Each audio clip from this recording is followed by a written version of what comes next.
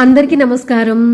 ప్రతి మనిషి సంవత్సరంలో ఒకరోజైనా పూజ చేసినా చేయకపోయినా శ్రావణ మాసము ఇంకా కార్తీక మాసము ఖచ్చితంగా పూజ చేస్తామండి. శ్రావణ మాసంలో లక్ష్మీదేవి అనుగ్రహం కోసం ప్రతి ఒక్కళ్ళు పూజ చేస్తారు. కానీ చాలామందికి టైం లేకనో లేకపోతే నోరు తిరగకనో చదవాలనున్నా చదవలేకపోవడం ఇలా చాలామంది చేస్తూ ఉంటారు.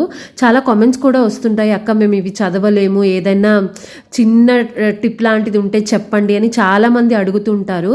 అయితే మీ అందరి కోసము లక్ష్మీదేవికి ఎంతో ఇష్టమైన అత్యంత శక్తివంతమైన 24 నామాలను ఇస్తున్నానండి.